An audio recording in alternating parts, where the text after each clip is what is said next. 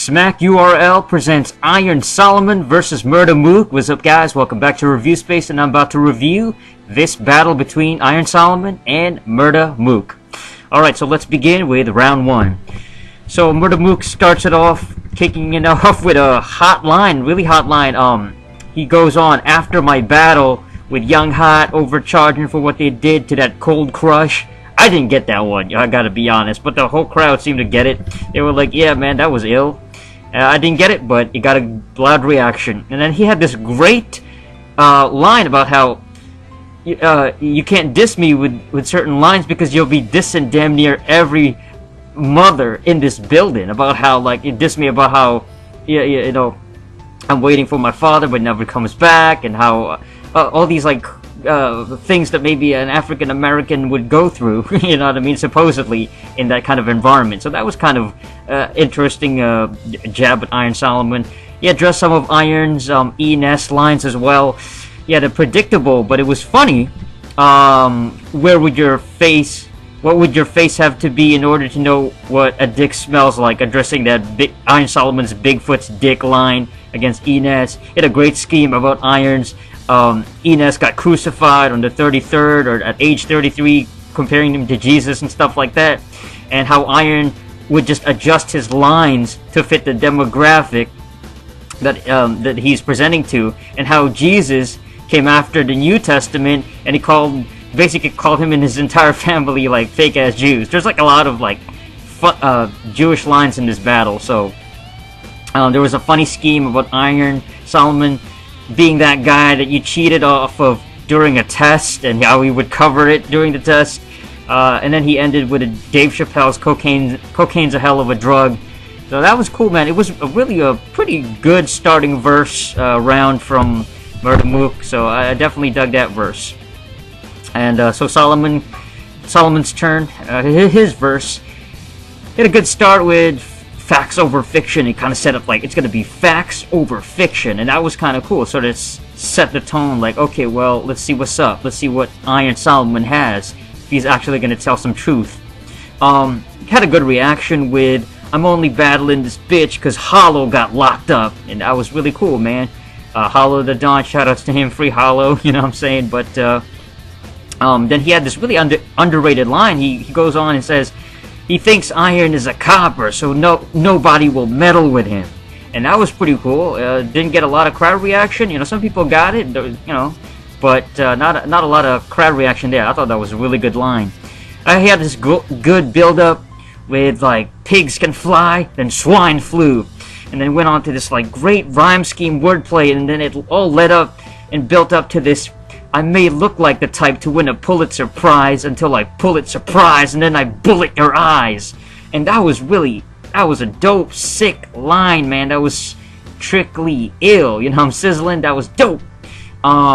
Great crowd reaction. It was a great scheme, and everybody just, like, you know what I mean, they really got hyped up over that line. It was dope. It was a great crowd reaction. Probably Iron Solomon's biggest reaction out of the whole battle. And it seemed like Iron was doing good in this particular round, until he brought up the whole battling at Fight Club overseas, right? And Mook's work visa, and how he was like, there was like business for pleasure and shit like that. And then some people just started booing. I don't know what it was about that scheme, about that whole, like, oh, are you dumb? You know, how come you chose this over that? Like the whole overseas and something to do with riding the airplane. And then it just felt like Iron never really recovered after that particular scheme. And he did present a really strong first verse, though, from beginning to end. I thought I was listening the whole time, and it was dope.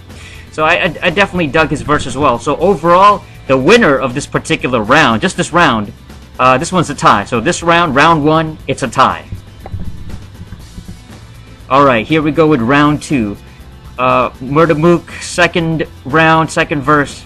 Had a great first scheme about Iron Solomon's lack of cred by just battling these no-names like Shirt and Tie and Flames. You know, why would they call you a legend? How did you become a legend? And he was just using Matt's name for his punching reputation, being this guy who knocks out people, and so people wanted to see that for that novelty, as opposed to, like, let's battle because, you know, I'm such a battle-bred type of MC.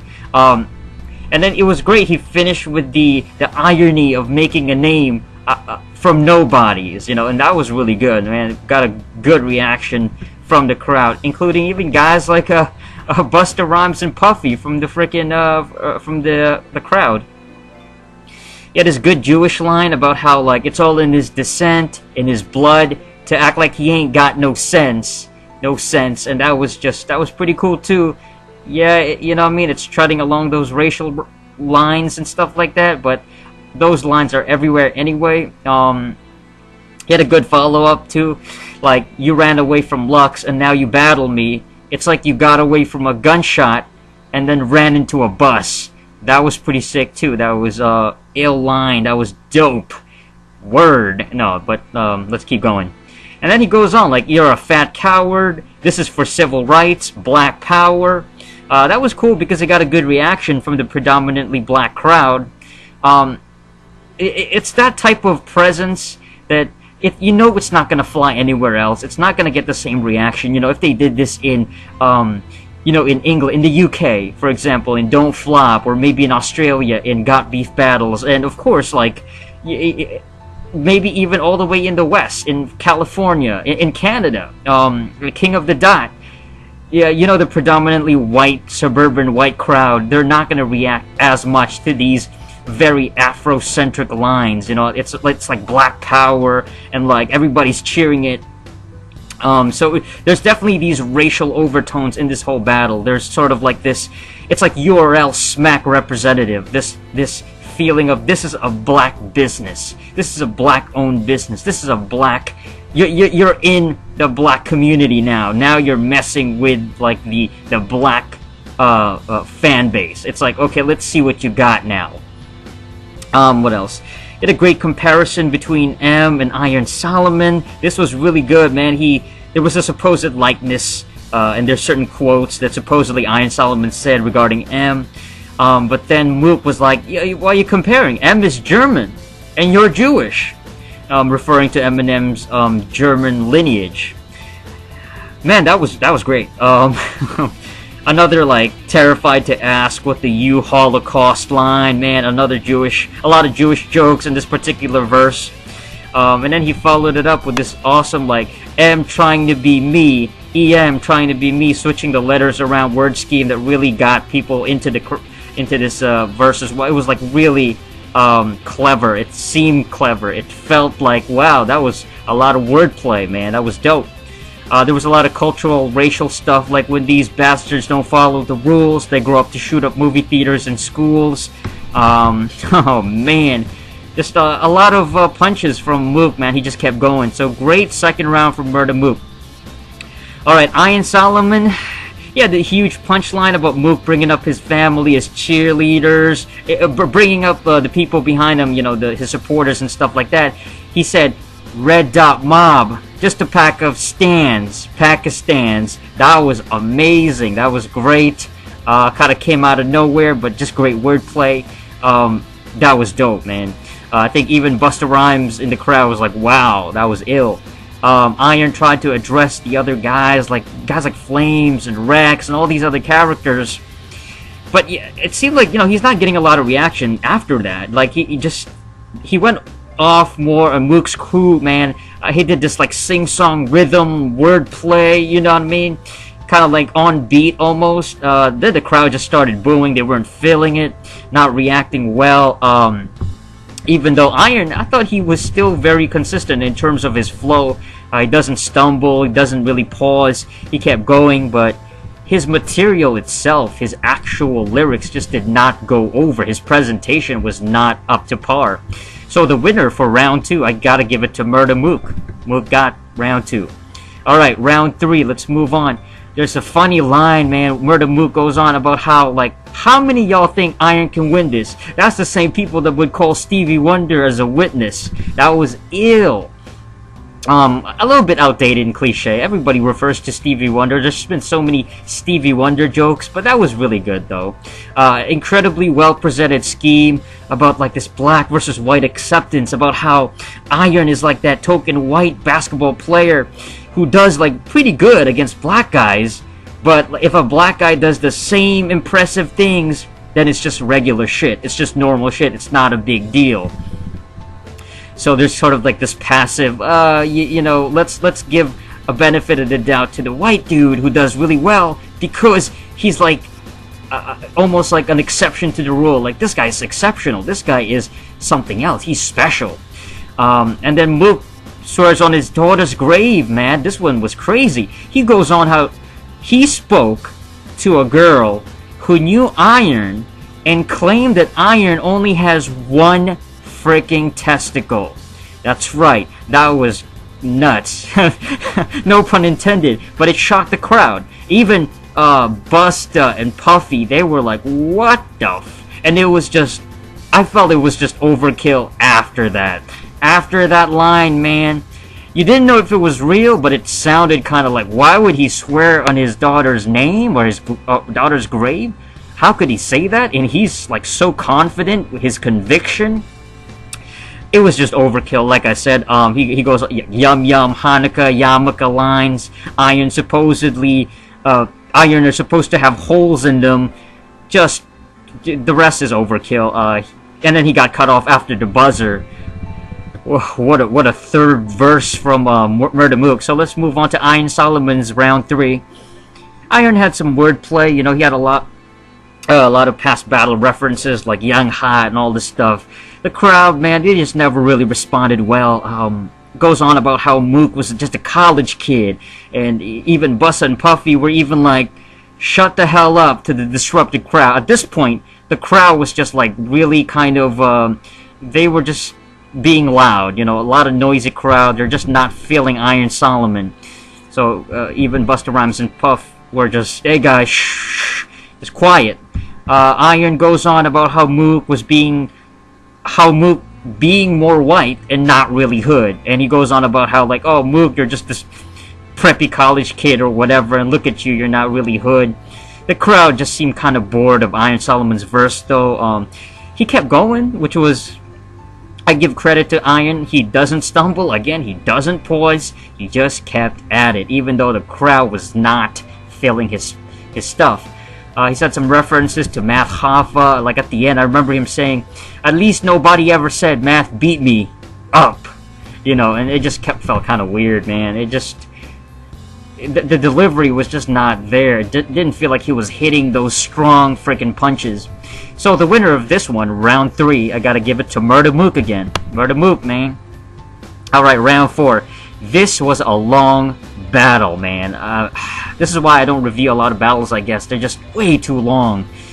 Damn, it's work. You gotta understand that I have to watch this the first time, not taking notes, just watch it for what it is from beginning to end. That's a whole hour. You know, just take it all in. And then the second time around, then I take notes. I break it down. I look at the most reaction lines and, you know, the biggest punches. And then that's when I get critical. Alright, anyway, round 4. Murda Mook addressed other cats instead of Iron Solomon. He goes off on other people. Guys like Calico. He mentioned Arsenal. And then he finally goes on, I think it's time to address this math shit. So everybody, the crowd was like, oh yes, yeah, it's time to get it cracking. So then he goes on about how Math was surrounded and got beat up in some clothing store. I've never heard of this story. To the point that afterwards, Math had a new outfit on. Got a new clothes on after the beatdown. It was great. Great crowd reaction. Awesome line. It was great. It just visually, the comical imagery mixed with just the energy from the crowd. It was awesome. Another interesting punchline about how supposedly Immortal Tech would actually smack Iron back in the day because they had some sort of beef or friction, and Iron had the same stupid look on his face. So that was really good. Another great verse from Murda Mook. You know, some really strong gems here and there. Alright, so Iron Solomon's round 4. He had some multi-syllabic schemes. It was pretty good, like bow wow, crisscross, pow wow, big dog, stuff like that. He had other lines referring to the Rough Rider deal, brought up DMX and Eve and Dragon compared to Jin's deal during the Rough Rider times and his battle career even. He had some good multi-stuff, consistent flow, but crowd was still unreactive, not reacting well, not giving him the time of day. They just don't care. And then he goes, oh, you know, he had a reference with Swizz putting on a different rapper on the single instead of freaking Murda Mook. And then, you know, he had a lot of multis like Gun Rhymers, XX is such liars, fuck what you signed to a label called Rough Rider, and all this stuff, man, but just nobody was feeling it. So I had to really kind of focus on his schemes. Like, was that hot? Was that supposed to be hot? You know, some rhymes were genuinely good, but it was just nobody was reacting. The winner of this one, round 4, I gotta give it to Murda Mook. Alright, final one, round 5. Very, very long battle. Oh man, I don't think this was even needed. Why? What's the point of having round 5 or even round 4? I mean, Mook won most of it. You know, there's one tie. Mook won the rest. Anyway, he had a great wear the crown angle about how, like, he has the battling crown, but you want it? So he symbolically put the king of battling crown on Iron Solomon, and how it was, like, so hard and difficult to carry all the negative stuff that comes with it. And then Mook takes the crown back, and how Iron will never wear it again. That was just really good visual presentation. Goes on about how King Solomon, the King Solomon, was a traitor to God and became blasphemous. So it's like blame Iron's mother, his own mother, for naming him that name. He brings up Svengali brothers and how they didn't help Iron's career, so he bounced. He addresses some internal stuff about his own career, kind of like he was addressing his own internal struggles or whatever. About, you know, not taking off, his career not taking off by being honest to himself. You know what I mean? Not selling out or whatever, or not kissing ass.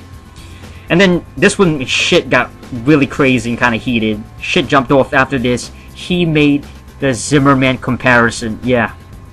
George Zimmerman or whoever that guy was. Murda Mook, he puts on this hoodie, and then he pours Skittles near Iron, just like right in front of him. On Iron, there was like a lot of tension at this point, and tension just seemed to flare. Iron was like, get the fuck out of here. You know, you're bugging out, man. You're bugging out. What are you doing, man? Get out of my face. And Mook was like, don't make me knock you up, man. Don't make me... And then Mook just goes on and unleashes this. Basically, it was a buildup of all the black rage, the African-American anger against Zimmerman over the Trayvon Martin shooting. And he basically akins Iron Solomon as the George Zimmerman shooter. And this figure, this evil, villainous figure, addressing him from the point of view of Trayvon. So he was speaking to him like Trayvon from beyond the grave or something. It was just kind of, it was a little bit creepy and spooky too. It was just kind of weird, man, but very intense. And then at the end of it, Mook goes, this Jew now became a man, Mazel Tov. And that was it, man. The whole crowd was really, they clapped him, you know, they really reacted well. Positive feedback, that was good from the crowd, man. What a verse from Murda Mook. Iron Solomon, he had his verse, the 5th verse. Didn't remember too much from it. I didn't even want to watch it, man. It was just done. I thought the battle was over. He addressed the Mook at the end, you know, the Mook won. He was like, oh, you know what? I give it to you, man. I know that I've been beaten and stuff like that. I don't remember anything from Iron Solomon's 5th verse. I didn't even really want to hear it, to be honest. Because the winner was Murda Mook. He really was. He won this particular battle. Whether you... I mean, obviously there was bias in the crowd. There was a sense of, like, this crowd favored Murda Mook's style. They liked his presentation. They liked maybe who he was, who he repped, and his... I guess, I mean, just his cultural representation. That this guy is more relatable instead of Iron. And it was a good battle. I mean, I thought that back and forth relatively, especially at the beginning, maybe the first half, was really enjoyable. But after that, it felt unnecessary, even though I enjoyed Murda Mook's rounds. And I think later on, as the battle progressed, he just kept getting harder, coming harder, getting better. More harder punchlines, stronger punches. He was more vicious, but Solomon was done by like the fourth round, man. So that was it. Alright, so overall the winner is Murda Mook. Like it or not, that's just the way it goes, man. That's it for this episode of Review Space. Thank you all for watching, and until next time, ciao.